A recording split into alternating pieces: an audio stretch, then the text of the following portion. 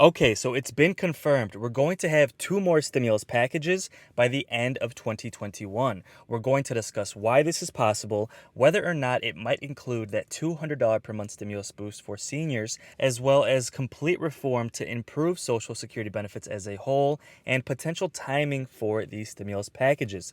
But before we get into it, don't forget to like this video and subscribe. I'd also like to thank my sponsor, Webull. They've partnered with me to provide free stocks for my viewers, valued up to $1,800. You can sell the stocks immediately to use the money if you'd like. All you have to do is open an account using the link that's in the description of this video. Okay, so budget reconciliation, that is the strategy that Democrats used to approve this last stimulus package with absolutely zero Republican votes. And that is the same strategy that they plan to use to pass this infrastructure package. Now, just this week, we received really good news because in an unprecedented decision, the Senate parliamentarian is allowing Democrats to do not just one budget reconciliation per year, but two.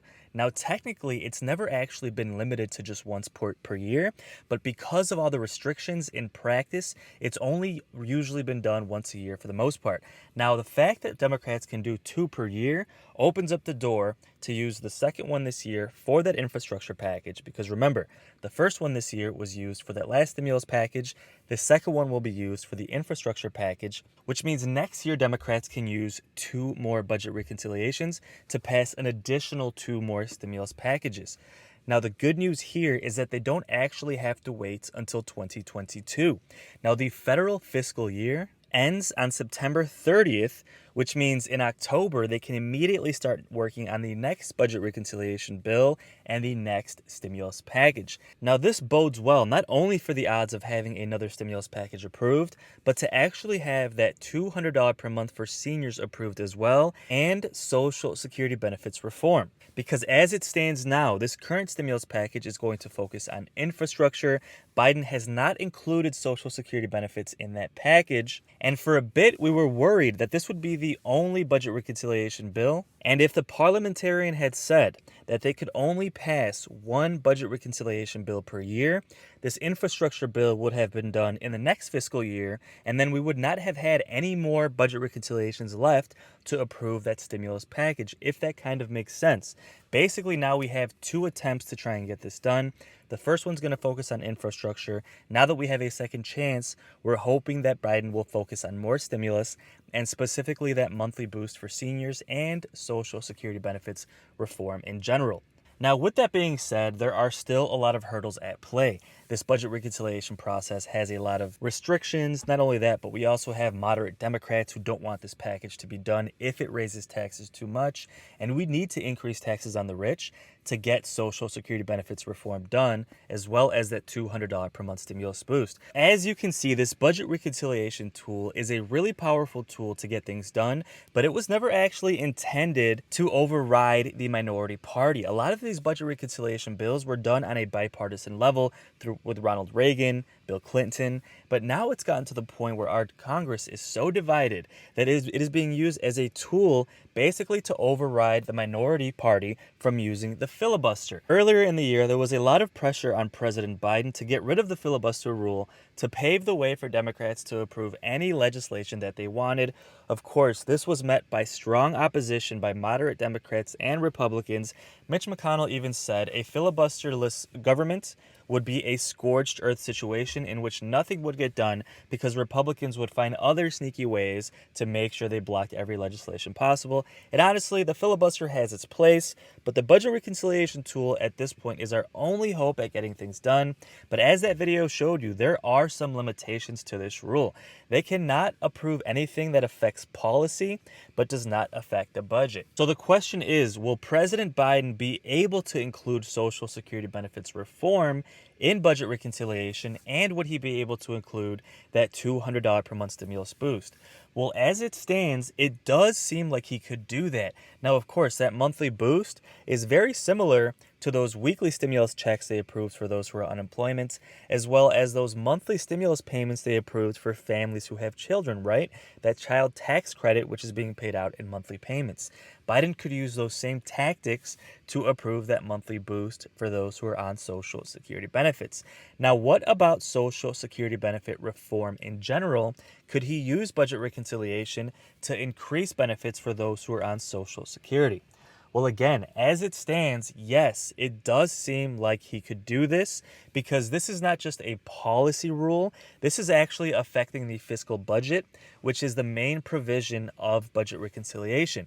Now, of course, at the same time, he would have to raise taxes, and that is facing opposition from moderate Democrats, specifically Joe Manchin. I'm sure most of you have heard of Joe Manchin at this point. He is a Democratic senator, but he is a very moderate senator. And a lot of people have even said that there are rumors that Republicans are trying to flip Joe Manchin into being a Republican, which would then effectively give Republicans control of the Senate. But we're not really going to get too deep into those conspiracy theories right now. I just want to point out the fact that Joe Manchin is very opposed, obviously, to not breaking that filibuster, and he's pretty opposed to using budget reconciliation to continue to pass more stimulus. Now, this is not a good sign. Let's talk about Joe Manchin, how he might affect this next stimulus package, and how he might affect the timing of when this stimulus package might be approved. Similar to the previous stimulus package, Joe Manchin continues to be a problem. Now, I know he's doing this in good faith. He's coming from a good place, and I do think eventually he'll be willing to compromise. But I do think he's going to slow down these next two stimulus packages. He said, "We should all be alarmed at how the budget reconciliation process is being used by both parties to stifle debates around the major issues facing our country today." He continued to say, "Senate Democrats must avoid the temptation to abandon our Republican colleagues on important national issues.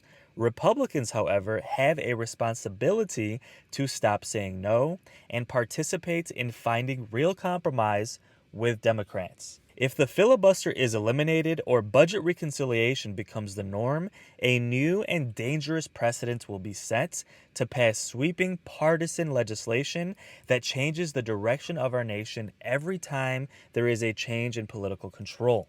The consequences will be profound. Our nation may never see stable governing again."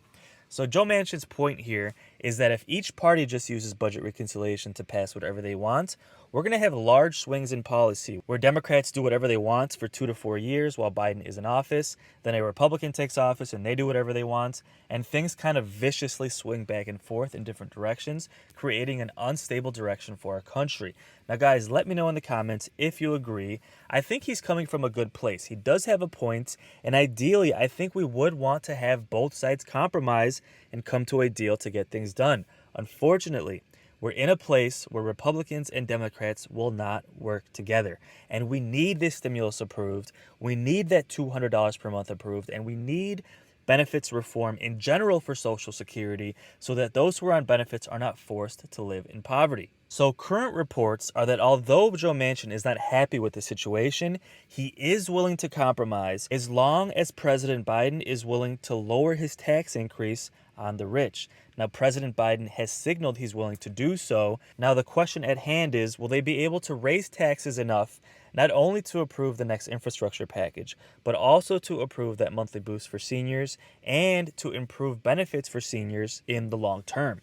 Now, there's no question about it. We need to raise taxes on the rich in order to get this done. So will Joe Manchin be willing to allow Democrats to raise it high enough to get this done, or is it going to create a problem?